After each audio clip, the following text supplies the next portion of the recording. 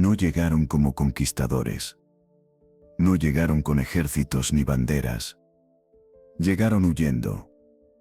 Cuando se habla del origen del comercio moderno en Filipinas, siempre aparecen los mismos nombres y las mismas influencias: España, Estados Unidos, China. Pero hay un hilo invisible, casi borrado de la historia oficial, que atraviesa silenciosamente más de 4 siglos de comercio, tecnología y poder cultural en el archipiélago. Un hilo judío. No es una historia de planes maestros ni de conspiraciones evidentes. Es algo más inquietante. Una sucesión de decisiones tomadas en momentos límite. De familias que aparecieron justo cuando el mundo se cerraba, y Filipinas abrió una puerta. Todo comienza mucho antes de lo que la mayoría imagina. Siglo XVI. Inquisición española. Persecución religiosa. Conversos. Judíos obligados a convertirse al cristianismo para sobrevivir, pero que practicaban su fe en secreto. Los primeros registros hablan de 2 hermanos, Jorge y Domingo Rodríguez, llegados a Manila en la década de 1590.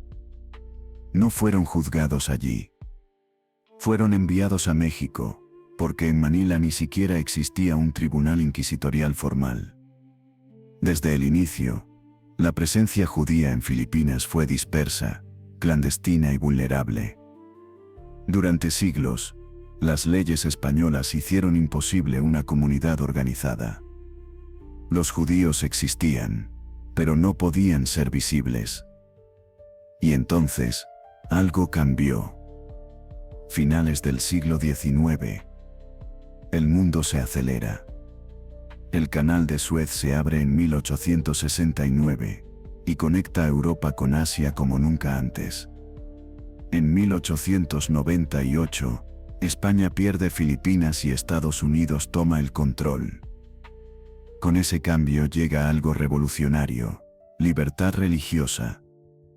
Por primera vez, el archipiélago se convierte en un territorio donde un judío puede existir sin esconderse. Pero los que llegaron no vinieron buscando simplemente oportunidades.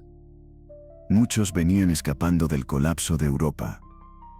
Guerras, revoluciones, pogromos. Más tarde, el ascenso del nazismo. Mientras gran parte del mundo cerraba fronteras, Filipinas, lejana, poco vigilada periférica, se convirtió en un refugio improbable. Un lugar donde nadie esperaba que llegaran, y precisamente por eso pudieron quedarse. Manila, con su cultura profundamente hospitalaria, se transformó en un espacio fértil para empezar de nuevo. No sin dificultades, no sin miedo, pero con margen para construir. Y aquí aparece el patrón que resulta inquietante cuando se observa en retrospectiva. Estas familias no llegaron en masa. Llegaron poco a poco. No dominaron de inmediato. Se insertaron. Primero como comerciantes. Luego como importadores. Después como distribuidores de tecnología, ideas, educación y capital. No levantaron imperios de la noche a la mañana. Sembraron raíces. Mientras otros grupos buscaban poder político, ellos construyeron algo más duradero: infraestructura económica, redes de confianza y control del conocimiento moderno. Automóviles, cine, fotografía, aviación, educación, retail moderno. Cada avance parecía llegar a Filipinas de la mano de los mismos apellidos. Y lo más extraño es que durante décadas, casi nadie habló de ello. Incluso en el momento más oscuro del siglo XX, cuando Europa se convertía en una trampa mortal para los judíos, Filipinas volvió a aparecer en el momento exacto. No por casualidad. No por azar. Algo, o alguien, permitió que más de 1000 personas escaparan cuando ni Estados Unidos ni Europa querían recibirlas. ¿Fue solo humanidad? ¿Fue coincidencia histórica? ¿O una red silenciosa que ya llevaba décadas construyéndose? Esta es la historia de 10 familias judías pioneras que llegaron como refugiados, comerciantes y educadores, y terminaron moldeando el comercio, la cultura y el destino económico de Filipinas. Historias que no suelen contarse juntas. Patrones que solo se revelan cuando se observa el conjunto. Y esta es solo la primera capa. Hay algo que desconcierta cuando se revisan los documentos de la época. Filipinas no era una potencia. No era rica. No era el destino lógico para nadie que buscara seguridad. Y sin embargo funcionó. Mientras consulados cerraban puertas y visados eran negados en cadena, en Manila ocurría lo impensable. Los papeles aparecían, las autorizaciones llegaban, los barcos encontraban puerto. No de forma masiva. No de forma ruidosa. Sino caso por caso. Esto no fue una política pública clara desde el inicio.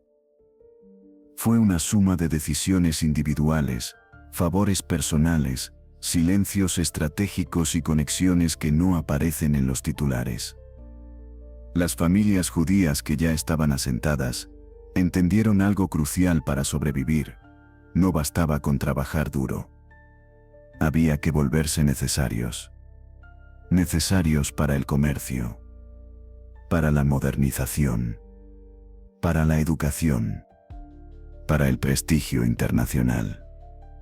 Así, cuando llegó el momento de pedir ayuda, cuando Europa ardía, vio socios, vio médicos, ingenieros, profesores, comerciantes. Vio gente útil en un mundo que se desmoronaba. Y aquí aparece un detalle perturbador. Muchas de estas decisiones ocurrieron antes de que el horror alcanzara su punto máximo. Como si alguien hubiera leído el futuro con antelación. No hablamos de profecías. Hablamos de experiencia histórica. De pueblos que ya habían visto colapsar imperios y sabían reconocer las señales. Mientras otros negaban lo que venía, estas familias se preparaban. Movían piezas. Buscaban rutas alternativas. Activaban contactos en lugares que nadie consideraba importantes. Filipinas no fue una casualidad. Fue una salida lateral. Y ese es el patrón que empieza a revelarse. Cuando el mundo se cierra, el poder no corre hacia el centro, se desliza hacia los márgenes. Ahí, en ese margen olvidado del mapa, comenzó a construirse algo que cambiaría para siempre el comercio y la memoria histórica del archipiélago. Y lo más inquietante es esto. Todo lo que vino después. Empresas, aerolíneas, tiendas, tecnología, rescates, ya estaba implícito en esas primeras decisiones silenciosas. Cuando las primeras familias judías comenzaron a asentarse en Manila, a finales del siglo XIX y comienzos del XX, no lo hicieron con grandes anuncios ni ambiciones visibles. Aprendieron rápido una lección esencial para sobrevivir en tierras ajenas. El poder no se reclama, se construye en silencio. Manila era una ciudad en transición. De enclave colonial español a laboratorio del experimento americano. Nuevas leyes, nuevas reglas, nuevas oportunidades, pero también incertidumbre. En ese escenario, los judíos no intentaron competir por el poder político.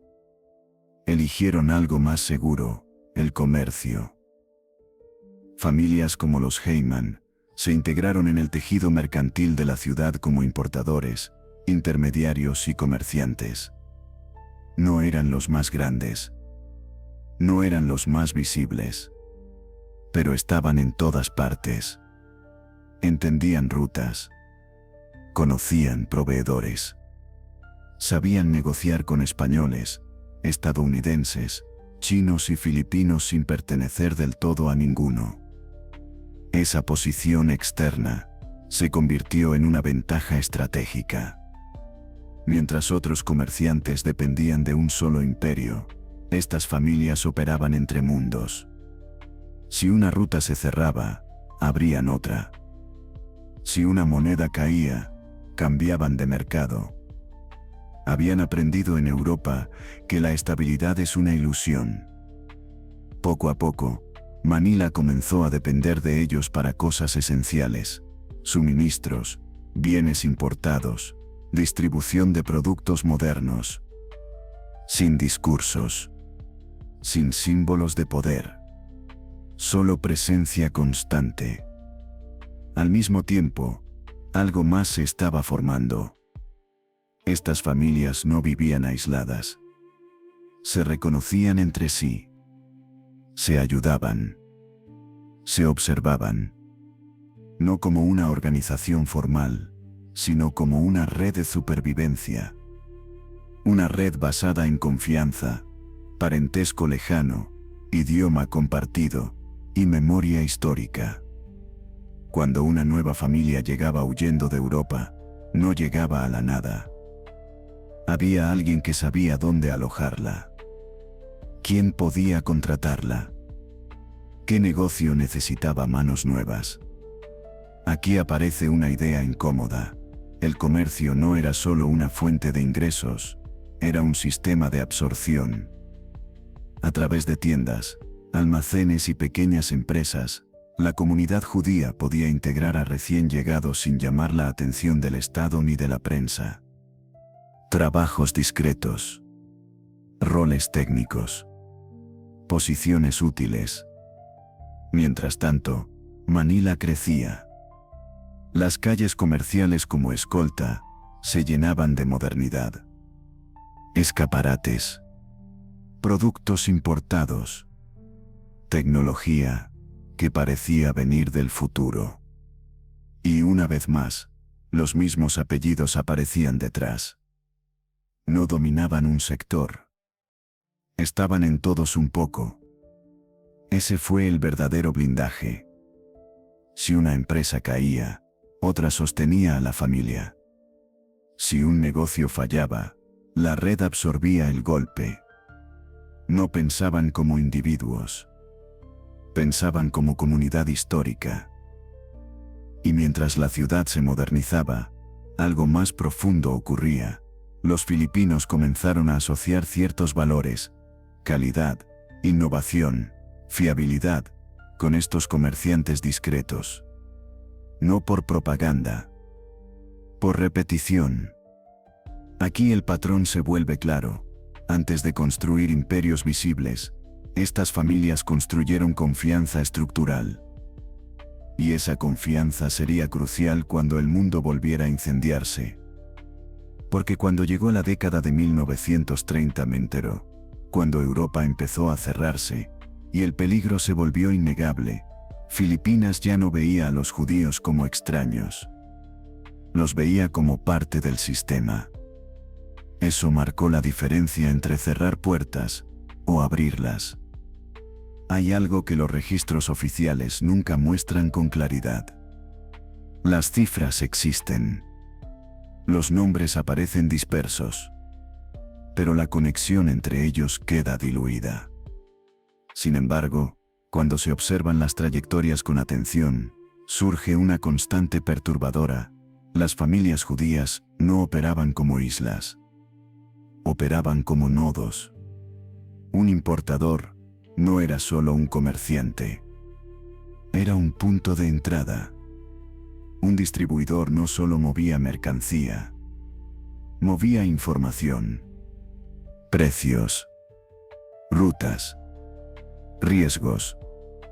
Así, sin necesidad de una estructura formal, se fue formando algo parecido a un sistema nervioso del comercio moderno en Manila. Flexible. Adaptable. Difícil de detectar desde fuera. Cuando un barco se retrasaba en Europa, alguien ya lo sabía en Filipinas. Cuando una moneda se debilitaba, Las decisiones se ajustaban antes de que el impacto fuera visible. No por magia. Por experiencia acumulada durante siglos de persecución y desplazamiento. Aquí aparece una idea que incomoda. Estas familias no reaccionaban a las crisis. Las anticipaban. Europa ya mostraba señales de colapso mucho antes de que el mundo quisiera admitirlo. Antisemitismo institucional. Violencia normalizada. Economías tensadas por el resentimiento. Para quienes habían vivido pogromos, esas señales eran inconfundibles. Así que mientras otros aún creían en la estabilidad del continente, estas redes discretas ya estaban buscando salidas alternativas. Filipinas no fue la primera opción. Fue la opción que permaneció abierta. Y aquí el comercio vuelve a ser clave. Un comerciante con negocios establecidos puede justificar visados. Puede emitir contratos. Puede necesitar personal especializado. Puede mover personas sin levantar sospechas.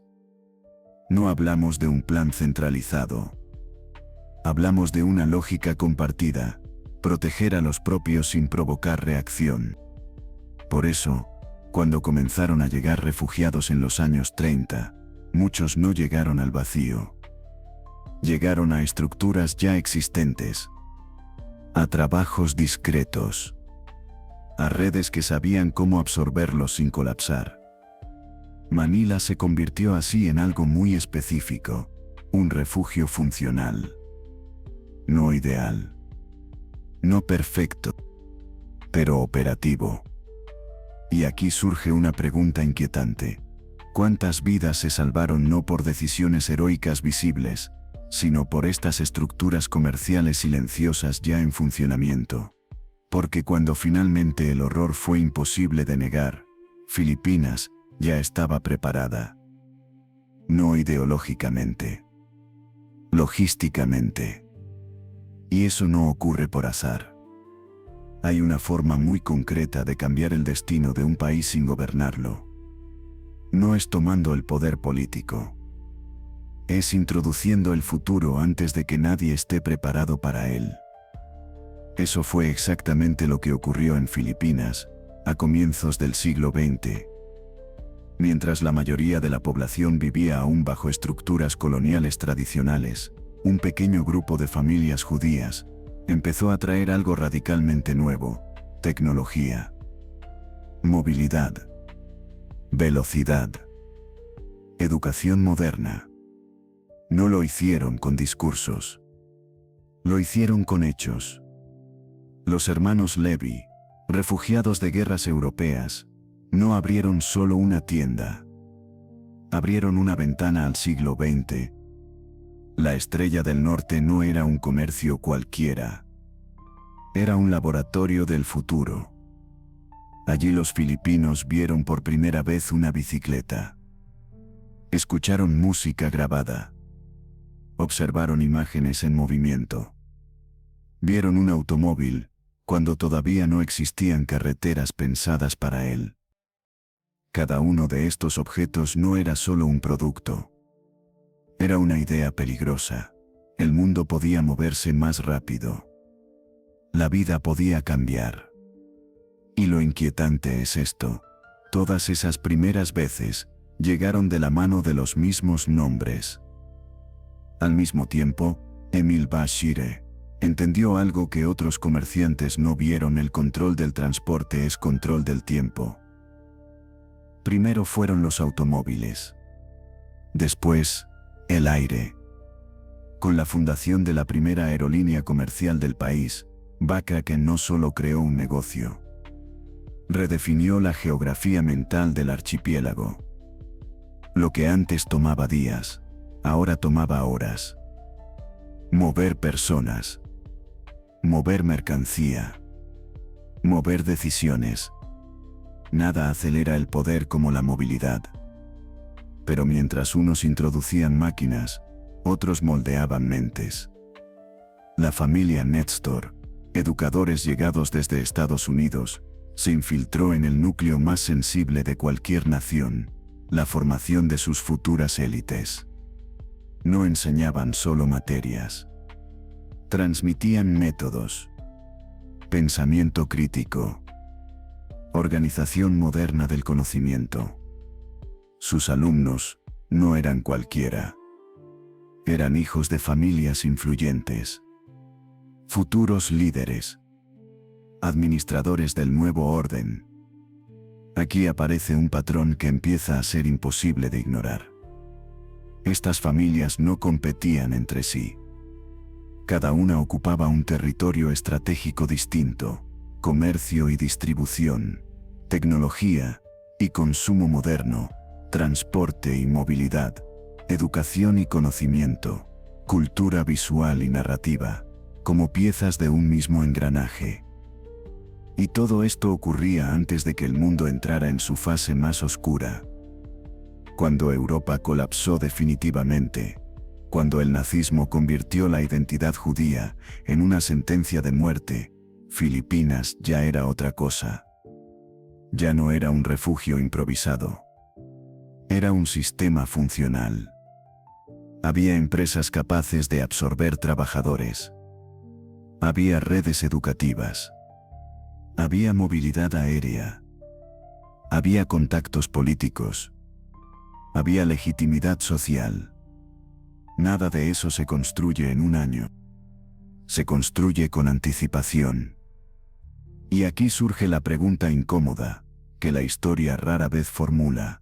¿Estas familias simplemente aprovecharon oportunidades, o entendieron antes que nadie que el mundo se dirigía hacia una ruptura inevitable? Porque quienes introducen el futuro primero, siempre están mejor posicionados cuando el presente se derrumba. Y el derrumbe estaba a punto de llegar. Hay algo profundamente inquietante cuando se revisa el orden de los acontecimientos. La tecnología no llegó a Filipinas cuando fue necesaria. Llegó antes. Antes de que existiera demanda real. Antes de que hubiera infraestructura. Antes de que la sociedad supiera qué hacer con ella. Eso no es azar. Eso es anticipación. Los automóviles introducidos por los Levy y consolidados por Bajrak no resolvían un problema inmediato. Lo creaban. Cambiar la forma de moverse cambia la forma de pensar. Acorta distancias. Rompe jerarquías. Acelera decisiones. Lo mismo ocurrió con el cine, la fotografía y el sonido grabado.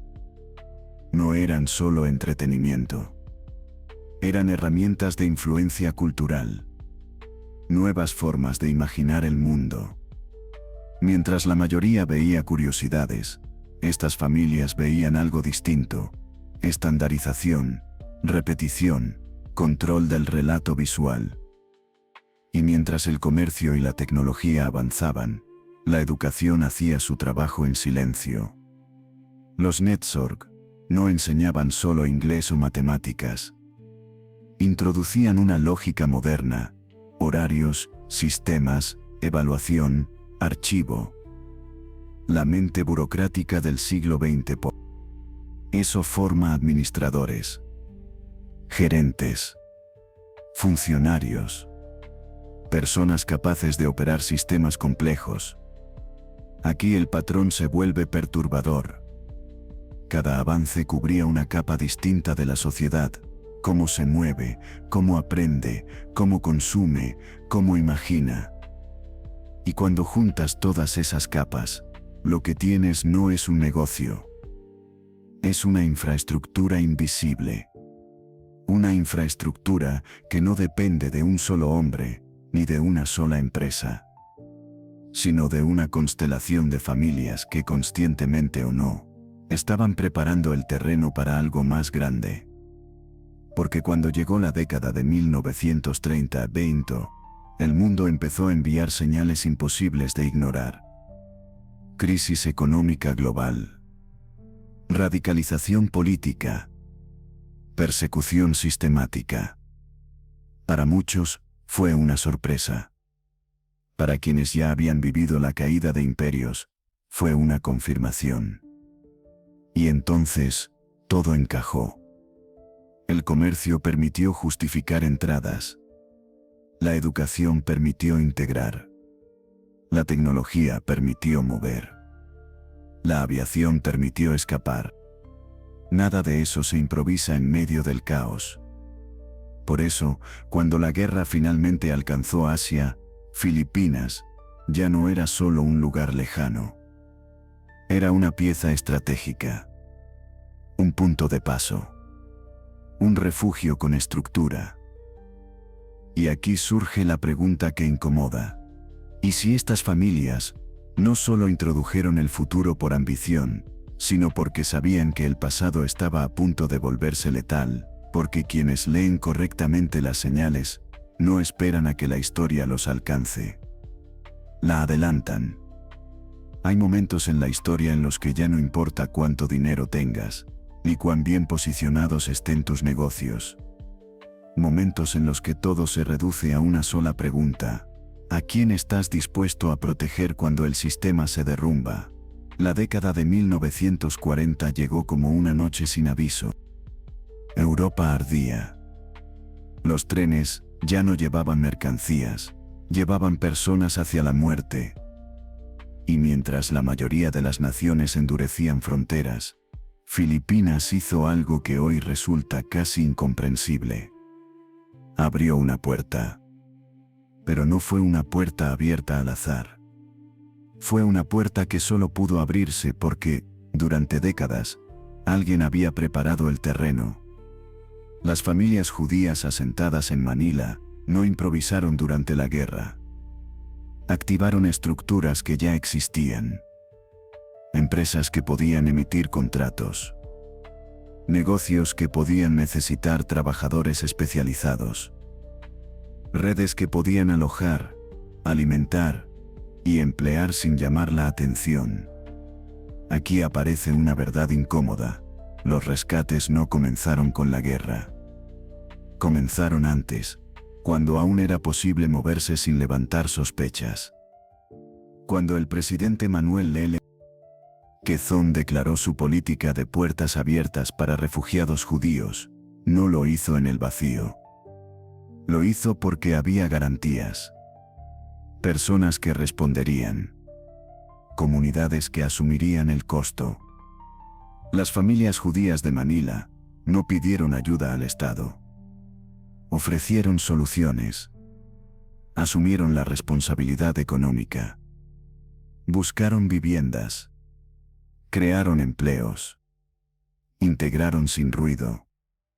Y lo más inquietante, lo hicieron mientras el resto del mundo miraba hacia otro lado. Pero entonces, llegó Japón.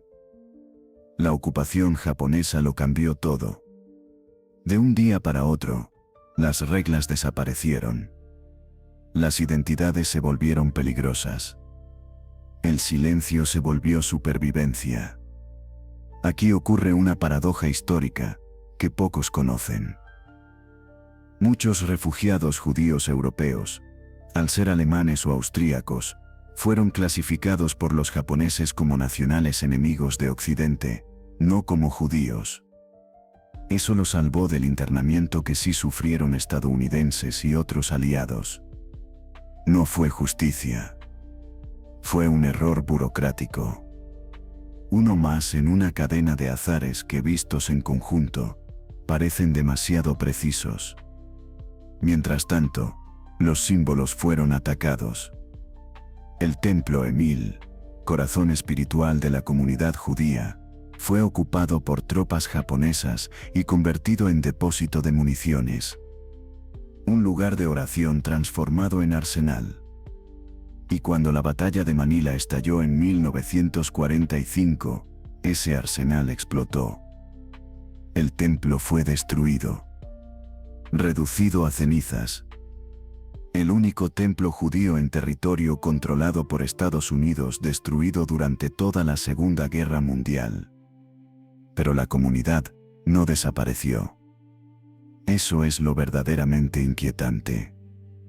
Incluso sin templo, incluso sin seguridad, incluso con la ciudad en ruinas. Las redes siguieron funcionando. Personas escondidas, documentos protegidos, vidas salvadas. Porque cuando una comunidad se construye solo sobre edificios, colapsa. Pero cuando se construye sobre relaciones, memoria y previsión, resiste incluso al fuego. Y aquí la pregunta deja de ser histórica y se vuelve moral. ¿Habría sido posible salvar a más de 1000 personas si estas familias no hubieran pasado décadas integrándose silenciosamente en la estructura del país? ¿O Filipinas habría sido solo otro puerto cerrado más? La respuesta es incómoda. Porque implica que el heroísmo visible solo fue posible gracias a un poder invisible acumulado durante generaciones. Y aún falta la última pieza. Hay una idea que incomoda cuando se estudian los años de guerra en Filipinas. Las grandes gestas heroicas casi nunca ocurren a la vista de todos. Ocurren en habitaciones cerradas, en conversaciones susurradas, en decisiones que no dejan documentos oficiales. Mientras Manila sufría bombardeos, hambre y miedo constante, la comunidad judía sobreviviente operaba bajo una lógica extrema: no llamar la atención bajo ninguna circunstancia. La visibilidad, que antes había sido una ventaja, se convirtió en una amenaza. Negocios cerraron sin explicación. Registros desaparecieron. Identidades se diluyeron. Algunos refugiados cambiaron nombres. Otros dejaron de reunirse públicamente. La comunidad se fragmentó de forma estratégica, no por desunión, sino por protección. Aquí aparece una verdad dura: para sobrevivir, hubo que renunciar temporalmente a la identidad visible. Y aún así, la red no se rompió. Había casas seguras. Había contactos que sabían cuándo no preguntar. Había comerciantes filipinos que, sin compartir religión ni origen, entendieron que ayudar era un deber humano. Eso no se logra en medio del caos. Eso se construye con confianza acumulada durante décadas. Mientras tanto, las autoridades japonesas observaban sin comprender del todo lo que tenían delante. Veían una comunidad pequeña, dispersa, sin poder político aparente. No veían la historia detrás. No veían las capas. Y cuando la batalla de Manila convirtió la ciudad en un infierno urbano, el daño fue absoluto. Decenas de miles de civiles muertos. Barrios enteros borrados. Vidas cortadas sin sentido. Entre los muertos hubo también judíos refugiados. No todos sobrevivieron. La red no fue perfecta. Nunca lo es. Pero lo inquietante es esto: muchos más vivieron de los que habrían vivido en casi cualquier otro lugar del mundo. Y cuando la guerra terminó, algo revelador ocurrió. La comunidad no se dispersó de inmediato. No huyó. Reconstruyó. El templo fue levantado de nuevo. Las empresas reabrieron. Las relaciones con el Estado se mantuvieron. Como si todo aquello hubiera sido previsto como una fase más del ciclo. Aquí la historia se vuelve incómoda, porque rompe una narrativa simple: no fue solo bondad. No fue solo suerte. No fue solo humanidad espontánea. Fue preparación. Fue estructura. Fue la consecuencia de décadas de decisiones silenciosas, tomadas por familias que sabían que el mundo podía volverse hostil en cualquier momento. Y eso nos deja a las puertas de la última pregunta. Al final, la historia no se trata de héroes perfectos, ni de villanos claros. Se trata de decisiones. De elecciones hechas cuando no había buenas opciones. Las familias judías que llegaron a Filipinas no sabían cómo terminaría el siglo XX. No podían prever campos de exterminio, ciudades arrasadas o bombas cayendo sobre Manila. Pero sí sabían algo esencial: la estabilidad no existe. Venían de una historia marcada por expulsiones, persecuciones y colapsos repentinos. Habían aprendido, a un costo altísimo, que confiar ciegamente en sistemas, gobiernos o promesas era un error fatal. Por eso actuaron distinto. No construyeron imperios rápidos. Construyeron posiciones. No buscaron visibilidad excesiva. Buscaron utilidad. No se integraron solo culturalmente. Se volvieron necesarios. Cuando observamos el conjunto, comercio, tecnología, educación, transporte, redes comunitarias, aparece una verdad difícil de ignorar: estas familias no solo se adaptaron a Filipinas, ayudaron a reconfigurarla. Introdujeron nuevas formas de consumir, de moverse, de aprender, de imaginar el futuro. Pero también introdujeron algo más silencioso: una mentalidad de largo plazo en un mundo que vivía al día. Y cuando llegó el momento más oscuro, esa mentalidad marcó la diferencia.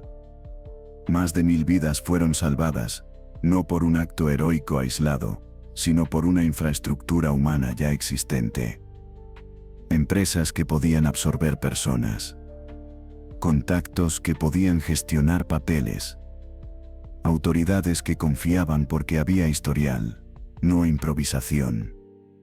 Nada de eso fue accidental. Pero aquí viene la parte incómoda.